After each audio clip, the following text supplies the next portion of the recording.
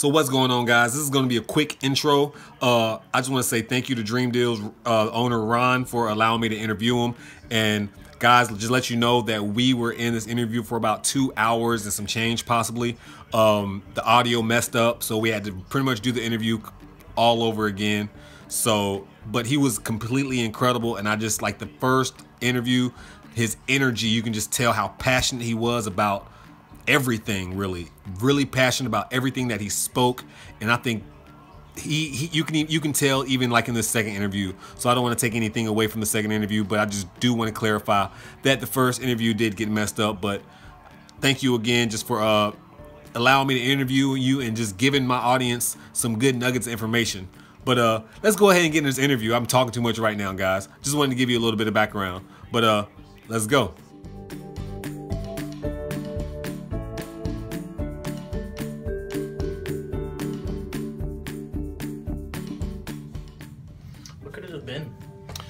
I have no idea. It's never happened? No. It's my luck. I think it's just my luck. I jinxed it too. I have the worst luck. I jinxed it too because I was like, hey.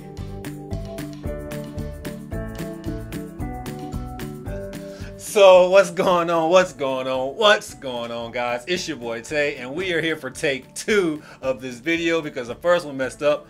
But you know, we're gonna get through it. The first video, we had some good information. There's some good stuff, dude. But don't worry, like you guys will have it. Yeah, it's gonna be fine. This is Ron. He's the owner of Dream Deals. How's it going, guys? So how much inventory do you get weekly? We get weekly. We try not to sit a lot on inventory. We do like a truckload a week. About a truckload, which is like 50 gaylords. 50 gaylords a week. Dude, but that was our dream to kind of do a truckload a week. Like it didn't start off like, you know, when we first made plans for it, we weren't like thinking we were gonna do a truckload a week, but with the help of the people, that's what we're doing now. And we're very proud. And like I mentioned before, the people, it's number one. It's number one. Customers number one. Loving them, making sure they're having a fun time, and not having the mentality that, oh, like we're giving you amazing stuff for just $6 or less. Like we're doing you a favor. Like, you know what I mean? Like you should just be happy with what we give you. That's not the way we do things. Like I want them to feel loved and happy, and I want my employees to talk to them. Like I even tell my employees, like if you really like, there's always something to do here to keep them busy. But if you really feel like there's nothing to do, like I'd rather you go talk to a customer and like hang out and talk to them and like, how's it going? What's up? So you like the store, or how'd you hear about this place, man? Like, oh, cool. So you know what I mean? Like I like that interaction, and I want them to feel like they're experiencing a fun time instead of just coming to shop. Like anyone can just open up a store and just shop, you know what I mean? Like I want you to enjoy coming here. I want you to come and be like my employee, you know, Megan, like, hey, I know Megan, like, yeah, I love Megan, she's great, or Jonathan, or this or that, or you know what I mean? Like I like them to feel that they could come and even hang out and talk. Like if I could open up a cafe in here for them to hang out and chill, I would. I have people that do that actually. They just come and they like just hanging out, you know what I mean? They're retired, or they're this, they're that. They just want to come into the store, not necessarily buy something, just, you know, they meet other people, friends of theirs that they've met in the store, and they're chit-chatting, and I like that. That's cute, you know what I mean? It's nice. Like What's one of the most challenging parts of owning Dream Deals? Dude, there's a lot of challenging parts, but the one that's a consistent theme of challenges that we get is probably employees. It's hard, dude. It's for a long time I didn't have a lot of high turnover, but recently the last few months it hasn't been easy. And it's weird too, because like I said, like I've mentioned to you before, I don't like it being like we're the boss, you're the employees. Like I like having friendships, and I like shooting the shit with my employees and laughing and talking to them, maybe even a little bit too much, you know what I mean? Like I've had people tell me, like, Curtis, I said, dude, like you're too friendly with the employees in the sense that like you treat them like your buddies, and then they kind of take advantage of that niceness and like don't respect you as the boss. I've had people tell me that, but it's hard. I can't help it. You know what I mean? Like I want them to have a good time. I want them to be comfortable. I want them to not be shy and pick up the phone and call me if they need anything, if they're uncomfortable or whatever. And I call a lot of different employees throughout the day, so they feel like I care, you know what I mean? Because I do, and I want to talk to them. Hey, how's it? Everything's good on your first day, dude? Awesome, dude. So listen, whatever you need, let me know, or let one of the other senior employees know. I check and ask them. I give them tasks to do to kind of empower them, make them feel like, hey, like, oh, I'm getting responsibilities. This is serious now. Like, I want to, help out the team. And I always tell them, like, this is the journey that me and you are taking together, kind of, you know what I mean? It's not just employee boss, you're here, I want you to have a good time here, I want you to enjoy, there's opportunity. I mean, dude, we've opened up 2 stores in less than a year. Like I can't do everything on my own, you know what I mean? Just, if you want to step up to the plate and help me out and be my right-hand man, my right-hand woman, let's do this, you know what I mean? So I'm always open to that, and I think it's important too, you know what I mean? And I think the turnover is just bad, because fun fact about me that even my viewers don't know, I was a former manager at Golden Corral locally, and I gave up my career to start. Your soul. Yeah, I gave up my career to start reselling, and the turnover rate is. I think it's just something in South Carolina where people don't like working, man. Dude, I see. I didn't want to say that because like I'm a guest here, right? Like I came here to open up a store, and I didn't grow up here, and it's actually my first time ever hiring people, right, or working in retail. And interviewing people, talking to them, trying to like teach them, and I didn't know if it was just like just a part of it. Just it is what it is. But I've had other people tell me, dude, it's like a South Carolina thing a little bit. Like I just have found that a lot of people, the nicer you are to them, like the worse it is. I don't know what it is, dude. Like I like leading by love, you know what I mean? I like leading by love, by example. And the nicer you are, the better you are, the more people shit on you. I don't know what it is, dude. Like, and dude, I mean, I think we give a pretty good job. Like, dude, our job is so easy. Like, count items, put it in a bag, and check people out. Be cool, you know what I mean? Open up stuff for people once in a while. Help us restock the store, which is super easy. We've really made that easy and fun. And it's a very easy job, and we pay significantly better than other stores that will like make you work like a dog, you know what I mean, for minimum wage. Like, it's a fun environment here, you know what I mean? So it's weird, dude. I don't know what it is. Like, it breaks. I take it personally sometimes when like it doesn't work out with an employee, because like I just it hurts me, and it hurts my girlfriend, who's also a manager at the store. We feel like we're so nice to them, and then like they just disrespect us or shit on us, or don't show up when they said they would, and it's like, but why? Like, we've always made it very clear that you could communicate anything with us. Like, just let us know or whatever. And yeah, like, it's hard, dude. But as time goes on, we've kind of like been able to kind of like, I don't want to say our hearts have hardened, but like you kind of take it less personally as time goes on. Yeah, definitely. Please don't take that personally. Yeah, dude. South Carolinians, please step up your come on, man. Man. The weather's nice here. Like, why are you so bitter, guys? Don't be bitter. Like, man, like you know, maybe one like good like maybe like not an idea, like, how do you call it, advice. Like, even though you go into a job that's like, let's say you find shitty or it's not your dream job, like, you don't know what doors that could open. You know what I mean? Like, let's say we hire you at Dream Deals, and you're like, oh, like, you know, the store's doing really well. I just, like, the pay's whatever. Like, this is not what I'm gonna do for the rest of my life. But like, you don't know what other business I'm gonna be doing on the side. You don't know what one of the partners is doing, and he's like, dude, I really like that employee, man. Like, he's legit, he's responsible, dude. I'm probably gonna, I may involve him in something else that I'm doing. You know what I mean? Like, no one knows that, right? So that's what I'm saying. When you have even a shitty job, dude, do your best. Do your best. Come in, own the fucking place. You know what I mean? Excuse my French. Own the place. Do the best that you could do, and I promise you that like the doors will open. If even, you know, when you really do the best, and like you show the managers and the owners that you could do well and go above and beyond, and they kind of still don't respect you, that's a different story. You know what I'm saying? Like, you have to value yourself at the end of the day, and you know what you're worth. But like, don't let the negativity and just being, you know, feel that you're in a shitty environment take away from you at least trying to be the best. You know what I mean? Because like I said, you never know how many if I could be doing, like I said, something on the side that I'm like, dude, like, I need help, but like all my employees are just there collecting paychecks. Like, none of them is a leader. I want them to step up, kind of thing. You know what I mean? And oh wow, this guy stepped up, dude. Like, I could trust him. Like, okay, dude, you want to do something together? And doors open. If you're good and you do try your hardest, doors will always open no matter what. Please take that advice. If you are working for somebody else, please work like you are trying to own that business, because honestly never know who's looking. Dude, 100%. I mean, you That's, never you took know. the words right out of my mouth.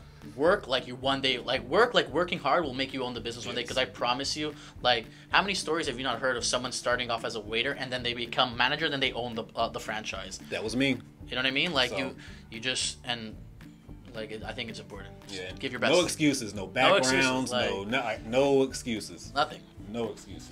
Be the best that you could be. Any other dream deals in the works?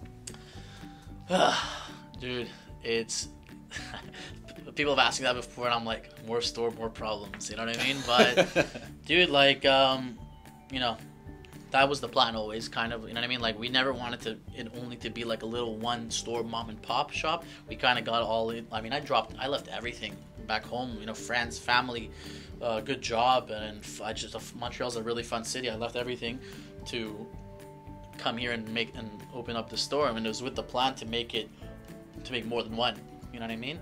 There's never been like a set amount, but dude, if the like, you know, we just opened the second one and it's doing very well. I mean, the second one in terms of like turnout of people coming and sales and things like that, like, and how easy it was to kind of open it and operate it. Again, it always has its challenges, but like, it has us considering maybe even a third store one day. We'll see. Like I said, like, one step at a time. But even in this liquidation business, it's scary. You know what I mean? It's scary to open up many stores or even one, because like we're getting stuff from like these really big retailers. Like, you never know what could happen. One day they could just be like, we're not doing this anymore. You know what I mean? Like, there's no liquidation, like, or very little of it, and what are we gonna sell? You know what I mean? So it's it has a lot of challenges, and you need money, to be honest with you. Like,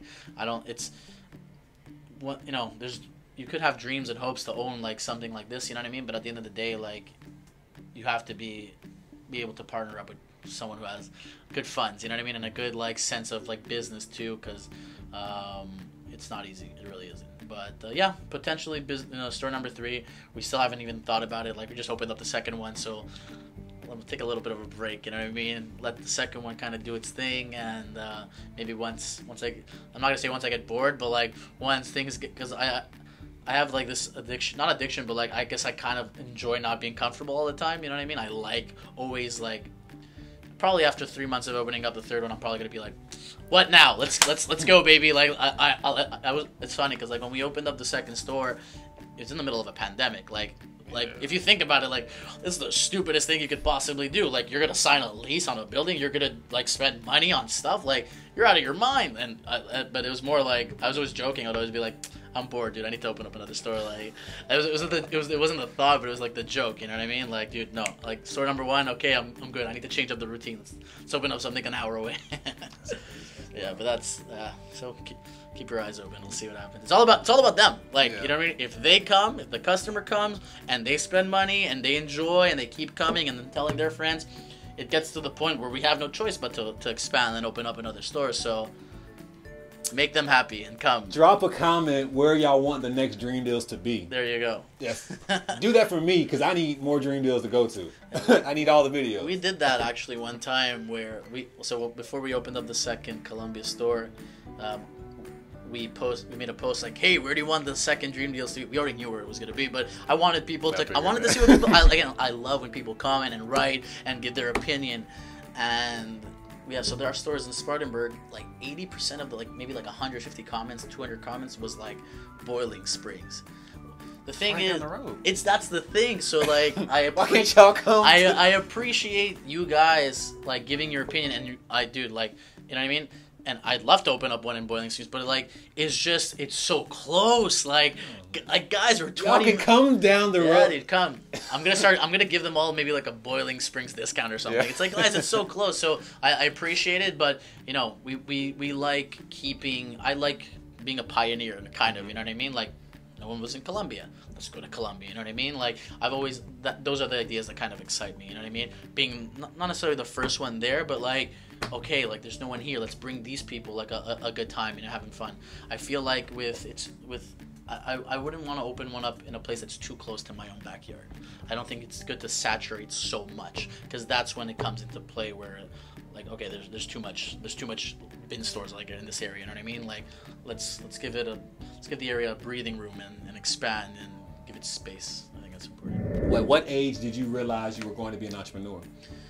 At a pretty young age. I'll give you a funny story. So I grew up in the Dominican Republic, and I used to go to Canada, which is where my parents are from, as a kid every summer. And before the summer ended, I would just like going to like the store called Dollarama. It's like your guys' version of like Family Tree, right? A Family Dollar. Dollar Tree. Yeah, Dollar Tree, whatever. So I would go in and I would buy a bunch of stuff that I didn't have back in the Dominican, like candy and this and that. And I would go there and my friends would be like, dude, like, this is like they'd want some of the candy. And I'm like, then one day it kind of clicked, like, dude, why don't I buy a shit ton of this candy that they don't have in this country and sell it individually, you know what I mean? Instead of like in these big bags. That's what I did. I would grab like $20-$30 and just like buy the candy in the Dollarama in Canada that they wouldn't have in the Dominican, and I would sell it in my elementary. Dude. I was like the Willy Wonka of my high school. It was great, my elementary, like, and that's kind of how I like started making money. And I was like, dude, this is awesome. Like, I like the hustle. So I would say 9, 10, 11, like that's how I started kind of getting into buying and selling in business and things like that. So it's safe to say, is that almost how you earned your first $100 as well? I would say, yeah, maybe I made $100. Like, something I did afterwards was I fell in love with soccer and I started like watching it. This is like around 2009, 2010, and my friends, how I got into it, my friends were really big on playing FIFA, right? Soccer games, video games, and I would go to their house and I didn't know how to play, so I'd just sit there like an idiot, like, and they were all having a great time. I'm like, you know what? Screw you. I'm going to buy my own soccer game, I'm going to get good at it, and I'm going to kick your ass. And that's what I did. I bought FIFA 2010, the World Cup edition, South Africa, learned how to play, and I got good enough to play them and beat them, and just make it a little competitive. And I started liking the sport at the same time because I was watching highlights and all kinds of really cool videos, and I'm like, I started buying soccer jerseys for myself off of eBay for like $20-$30, and it would be like weird Indonesia, Chinese addresses and stuff like that. And I would get them, and my friends would be like, dude, this is such a cool jersey. Like, where'd you get them? I'm like, I got them off eBay. Like, dude, get us some. I'm like, cool. Dude, I would know that my jersey was $20-$25. They'd ask me, how much is it? I'm like, $50. They're like, oh, that's a great deal. The real ones cost $100. I'm like, perfect. Boom. Started ordering a bunch of jerseys off off eBay from Indonesia. So thanks, Indonesia and China. Like, we're great. Oh, what's the typical work week like for you? We'll just say a typical work day. So now it's a little bit different because we have 2 stores, but so I moved here with my girlfriend, love of my life, Amanda. Love you a lot. She's the real boss here, let's be honest. She's the one who runs the show. Me and Amanda kind of split up our days between Colombia and Spartanburg, and making sure things run smoothly. We keep our eyes open, make sure that everything is good with the customers. If we see something that's off, that should be changed, that the employees are not paying attention, we let them know. Restock days are pretty important for us. Like, it's not enough to just like fill in the bins with the stuff, you know what I mean? You got to make sure that the place is clean, right? So we clean down the place, we make sure that the bins have enough stuff, not too much where like you can't go through it, and not too little where you feel like, oh my god, there's nothing in the store. A good amount, and we monitor them, we help out with the restocking, make sure the place is pristine, which is very important to us. And yeah, it's kind of my week, bouncing around from the stores, calling employees, making sure that, like I said, they feel that like I'm talking to them and I'm communicating with them. I like calling all different employees throughout the day, different ones, to make sure that they understand, like, hey, like, I'm here for you guys, whatever you need, you could call me. Make sure that they feel comfortable enough that they could communicate with me anything they need. So that's important. This is going to be like a kind of a 3-part question. Again, we've already had this, guys, and we're recording it again, so I apologize. It's all good. Same energy all the time. Oh, man. yeah, same energy. But like an example of people that you should like look out for, any books, or like who is his inspiration, goals that probably needs to be set, or just just pretty much give him the floor and let him just give you some advice. So my dad was a pretty big inspiration. He had a job, of course, and still has, of course, working for a big company, but he was always like trying to make money doing different businesses, right? Like deals on the side, and that I always fascinated me how so as time goes on, when you're in business, you start developing friendships with other people in the business, or relationships with other people that you never expected. Just being nice with people, like, doors will open all the time. So he always was able to use his relationships or his oh, I know a buddy that could do this for you, you know what I mean, and make business deals. And I was always fascinated about making, like, about hustling, you know, the hustle on the side, making more money than just a regular income. Having many sources of income was always so fascinating to me. And he would do that, and he would always tell me, dude, you can't just settle for one source of income. What are you doing to make money? What else are you doing to make money? Like, he would literally call me out, like, oh, so you just have a job now? You're just comfortable? Is that what you're gonna do? Like, just make like a salary? Dude, like, you have free time. Why don't you put that time and effort to making another source of income, another, like, business or another side thing? You know what I mean? So he kind of taught me to not just be comfortable. Don't be comfortable. Don't be mediocre. Always, like, look for the next thing, or try to, like, better yourself in terms of making more income, you know what I mean, things like that, skills and whatnot. So he was a pretty big inspiration. I like that. I like hustling. I like the side. I like making businesses and deals and learning new things and things like that. For people, I'm about to say, for people who think like just getting in this kind of industry is just easy, do you have any advice for them, or like maybe a starting point, something they should learn, or? Like I said, you know, getting into when you work a job, always, even if it's a shitty job, you know what I mean, be the best that you could be, and other doors will open. You never know what your boss at the time has cooking on the side that he could involve you in. I have a lot of friends, dude, that, like, again, they really go into things like trying to be the best, and the bosses who, let's be honest, like, when you're a successful business owner, like, you probably have more than one thing cooking, right? You have, like, other businesses, especially if you're, like, an older person, right? Let's say you're 40, 50 years old, you have a really successful business. I'm sure they have other businesses or other things that they want to do. And I've had friends that just crosses over. Like, dude, this kid is fucking amazing. He's so good. Like, you know what I mean? He's smart and he's responsible. He's on time. I want this kid to run my second company. You know what I mean? So always give it your all. Always give it your best, no matter what you do. Another thing is that, like, I always think it's smart to think about, if you want to open up a business, or what business should I do? Pick a business that, no matter what, is going to do well, right? Nothing seasonal, or like our store, the liquidation store, it's recession proof. I mean, it's $6 or less, right? Like, no matter what's going on with the economy, like, you could always come to the store and shop, which, you know, so that's important. So I always like looking at things like that, like, what business can I do that's always going to be a necessity kind of thing, that just will always be there and people will always need and buy and things like that. And always plan about, like, when you're like, why I do that is because I always think about worst case scenario, right? Worst case scenario, what could happen?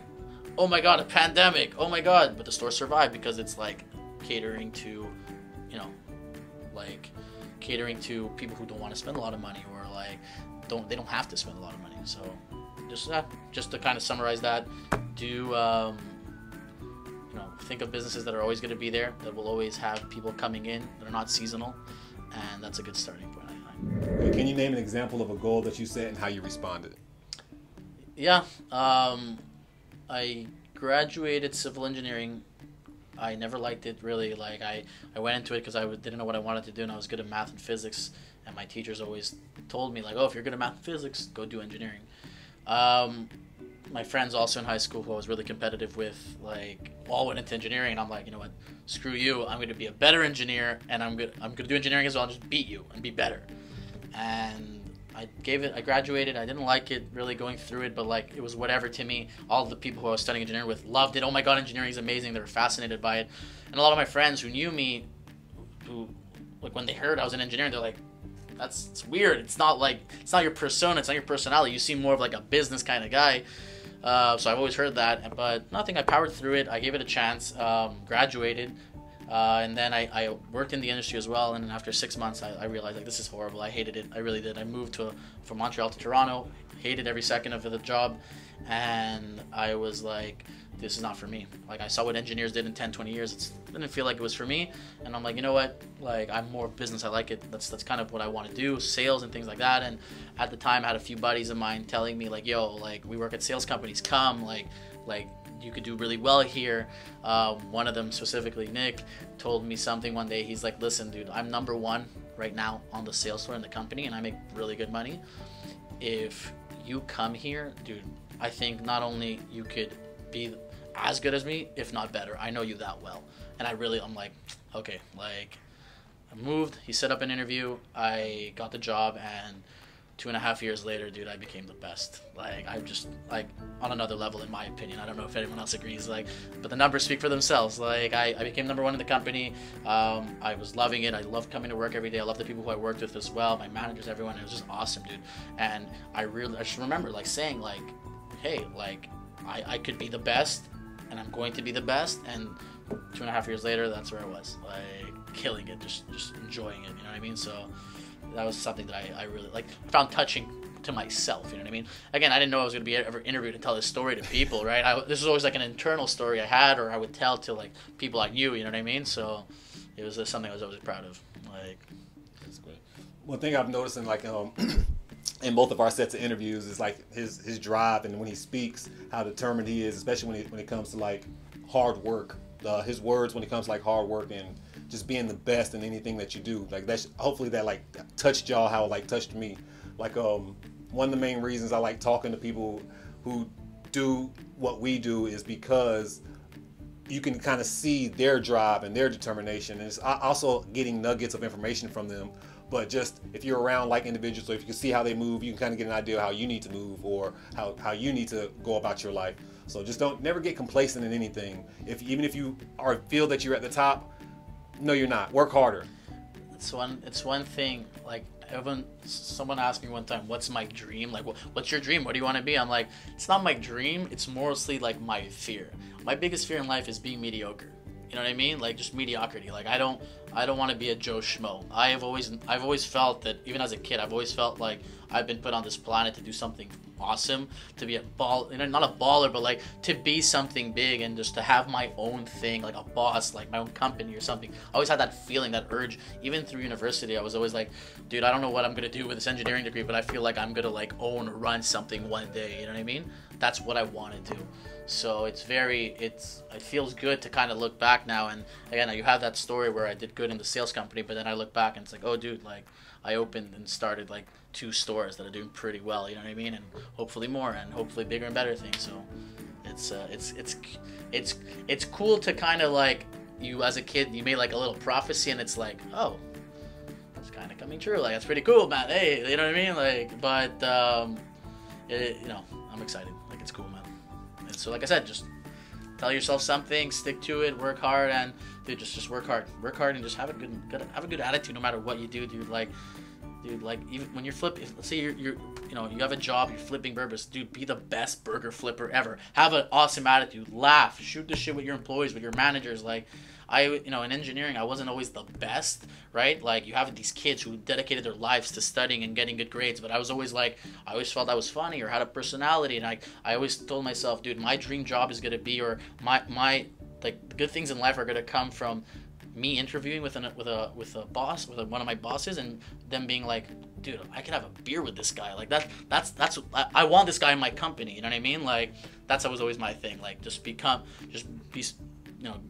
it my all, and just, socially, like, dude, I like this guy. You know what I mean? So just, like I said, give it your all. Don't be negative. Don't be a downer. No one likes that. You know what I mean? No matter what, just give it your all. Have a positive attitude, and dude, keep an open mind to things. Like, you never know what could happen from even the shittiest of jobs.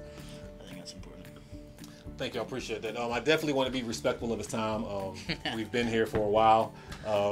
I love it, dude. I blab a lot. Like, that's my curse, kind of. Like, just love talking, dude. So whenever you want, dude, more questions, anything, like, it's my pleasure, dude. I enjoy it. I appreciate what you do, man. Like, you create. You clearly love what you do, and I think that's really important. And anytime, dude. Whatever you want. I definitely appreciate that. And guys, we're gonna go ahead and end this video right now. And as always, make sure you go bless somebody today, because I promise you, I'm gonna go bless somebody tomorrow. And make sure you hit that like button, and make sure you go find the Dream Deals. We have one in Spartanburg, and there's one in Columbia. I will leave both of the stores in the description, and you see all my videos. You see all the profits I make out of Dream Deals. Make sure that you want to be your own Dream Deals one day. Come here, get all the products, so you can make all these profits, so you can own your own, or something similar, or whatever you want to do. There you go. These videos are just pretty much, hopefully, just motivation, just let you know that you can really do anything you want to do, be anything you want to be, and we're going to keep trying to provide examples, and I'm going to trying to keep talking to people who can just provide some good nuggets of information. But anyways, again, Tay is out. Take care, guys.